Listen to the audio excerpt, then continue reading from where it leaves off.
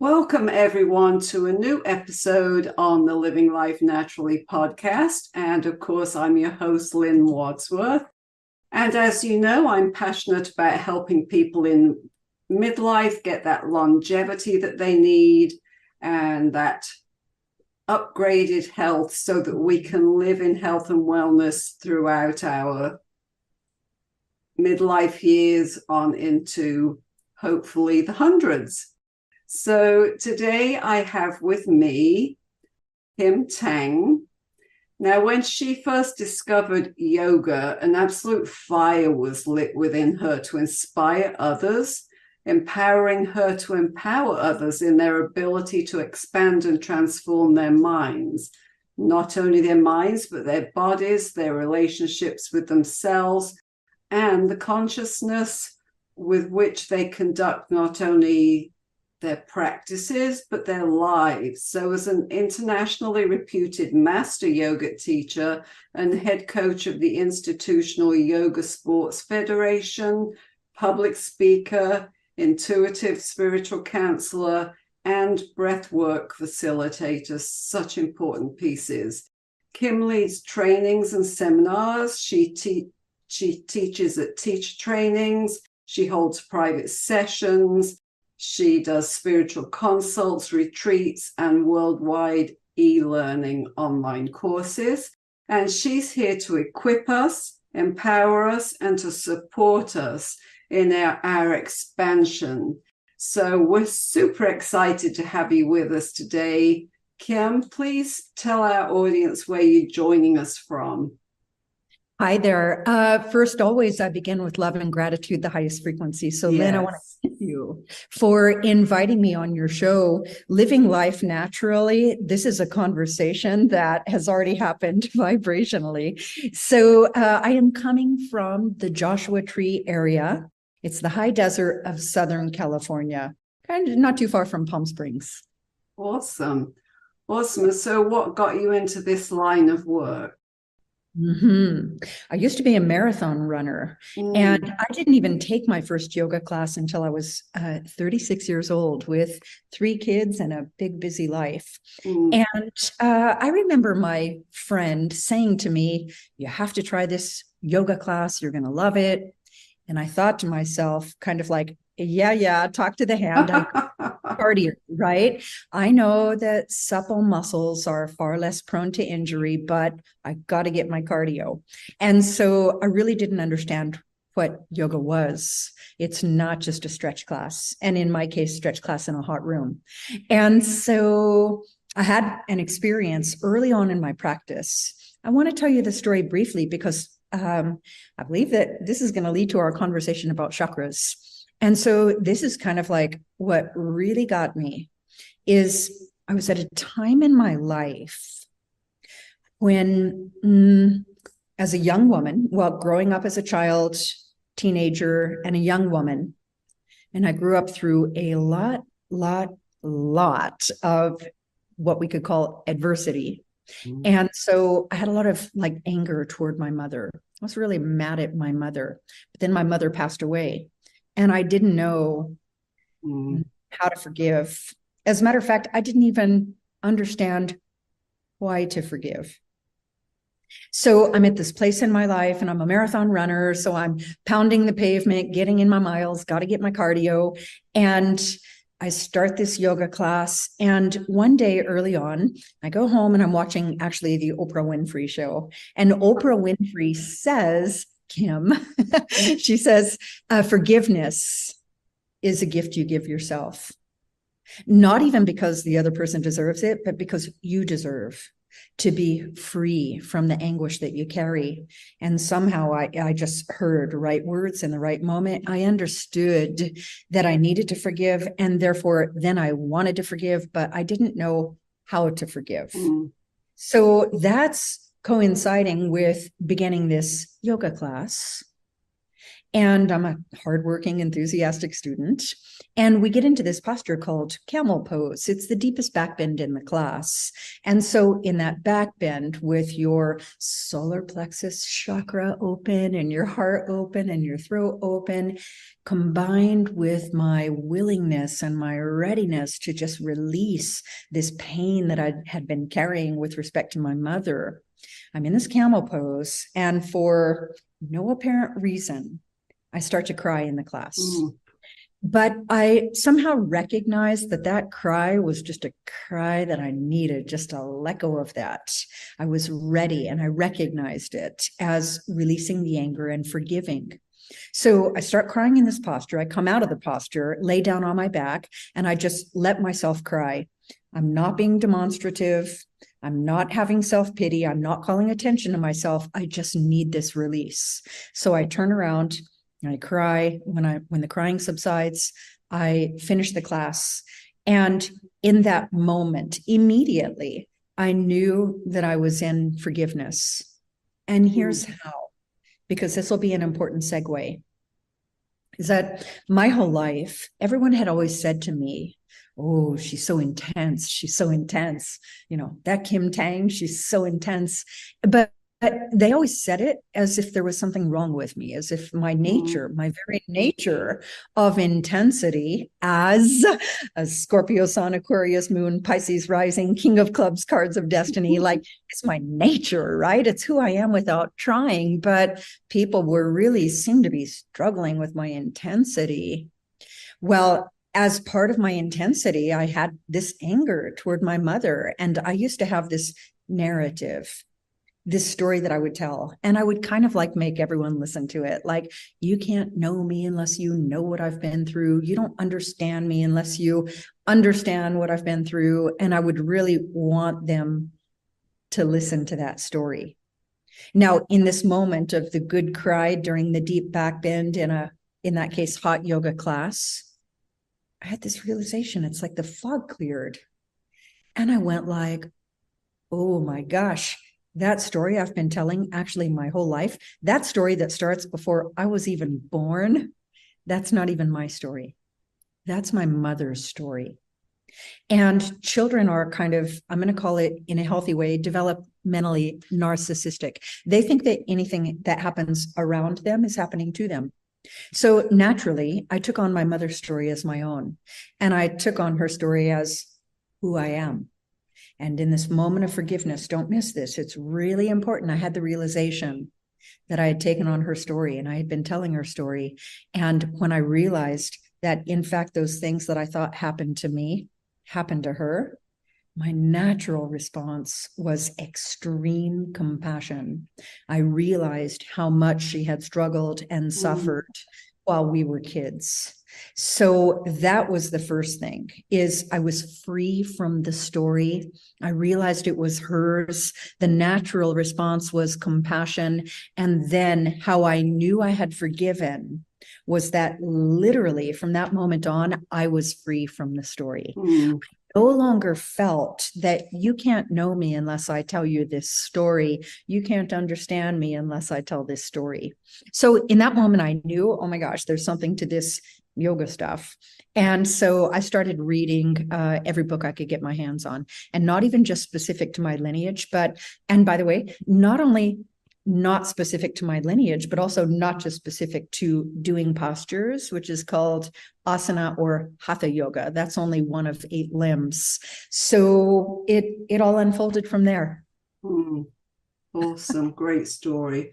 Yeah, we do tell ourselves so many stories that we think are true, but when the truth comes out, and I absolutely totally agree with you about forgiveness, because I've been through several things in my life, and I know until we have that release, we can't move forward. And as you say, it's not for the other person, it's something that we do because it changes us and transforms us. Right. Okay, can I just take that ball and run with it? I know that you wanted to have some conversation about chakras, and you just said some words that were a bit of a perfect segue. You just said validating forgiveness We need that release. Otherwise, we can't move forward. Can't move forward. That is a chakra conversation. So let's begin. And I don't necessarily want to fully develop Ida, Pingala, Sushumna, the channel, energetic channel along the spine in which the chakras reside. I kind of want to go straight to the chakras just for the sake of our time and brevity. So the chakras are energy centers of the body. And it's not quite as esoteric and airy-fairy and sparkling Christmas tree lights and burning incense. It's not like that. If you understand it, it is literally meat and potatoes, nuts and bolts, and shows up in your life in a way that is diagnosable, discernible. It shows up in your behaviors, in your patterns and habits, and most especially in your relationships. And when you say, without that release of forgiveness, you can't move forward, we could just as easily rephrase that as that's where you are, what is referred to sometimes as blocked, stuck, overactive chakra, underactive chakra. Any of those perspectives about the energy centers of the body are all kind of pointing to the same thing, and that is an imbalance in what I'm going to call your relationship with yourself in the form of those energy centers in your life. Okay, so anyone can Google chakras. Do that to the listeners. Do that, because what you'll get, like Google images of chakras, and what you'll get likely is a poster. A picture of a poster, and that poster is going to be a very complete picture. It's going to have, for example, the location of the chakras moving at the base of the spine, the root up to the sacral or sex center, the second, up to the solar plexus, the third, up to the heart, the fourth, up to the throat, the fifth, up to the third eye, Christ itself, sixth, up to the crown, receiving from the collective, the seventh. Now, the poster is going to show you where those energy centers are located. They're likely going to assign a color energy, which in most posters will be the colors of the rainbow, starting at the root: red, orange, yellow, green, blue, indigo, violet. They will assign not only a keynote, like literally the root is a C, the second is a D, the keys on the piano, right? The chords, a keynote, but they're also going to have a bija mantra, which is a vibrational syllable that you chant to actually resonate in that energy center. They're going to have a gland from the endocrine system related to that chakra. They're going to have behaviors and patterns that show up in your life related to that chakra. So what I want to tell you is that you can Google that poster and you can get a lot of information. But the problem with that is that that's great. Those are kind of like facts and statistics, about chakras. But what does that mean? And by the way, more importantly, why does that matter? And that's what I like to talk about. And you can't really find that on a poster. So they might give some qualities of your sense of purpose on the planet, your ability to trust the universe, to meet your needs, your connection, your ability to speak into your needs in the form of intimacy. So they might just give you a one-liner, a word, but that doesn't really tell you the types of things that we're going to talk about today. So I'm going to pause there. And if you like the direction the conversation is going, we can start to talk into that about what it really actually means in a life. Yeah, that would be great. Okay, so we'll start at the root. I'm going to put my paper down and we'll free flow. We're going to start at the root. It's seated at the base of the spine. And by the way, there's also a bandha there called a mula bandha. There's just kind of a lot going on at the base of the spine, pelvic floor, and specifically perineum. So I don't want to tell you the color, the symbol, the keynote, the bija mantra. I want to tell you what it means and why it matters. So if I were to draw an image for you of us as humans, which I refer to as aspects of the creator in form, I would tell you that through this chakra system, we are what I call tethered between the core and the cosmos, with the feet firmly planted on the earth and then receiving from the collective of all that is. So you can start to understand kind of the lower chakras and then the upper chakras as being higher aspects of being. So starting with the root, with your feet firmly planted on the earth.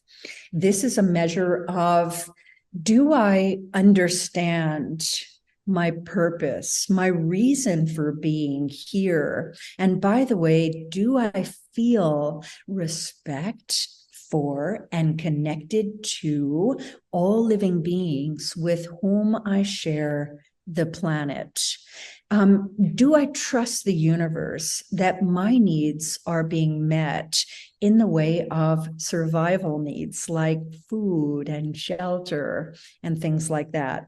So if you have a really balanced, open, flowing root chakra, then what that will look like is respecting and appreciating, enjoying and connecting with, I'm going to call it the whole of humanity. And by the way, not just humanity, but also the plant life, the animal life, and natural resources. Hey, we could even say some of the 5 kingdoms. So quite literally the earth, the minerals, the plants, the animals, the humans, all living beings that share the planet, including the planet itself.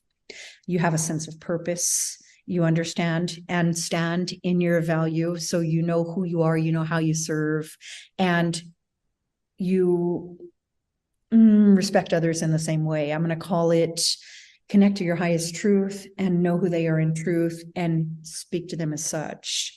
So it's a way of being unafraid on the earth as you relate in a very healthy, interdependent way with all living beings that we share the planet with.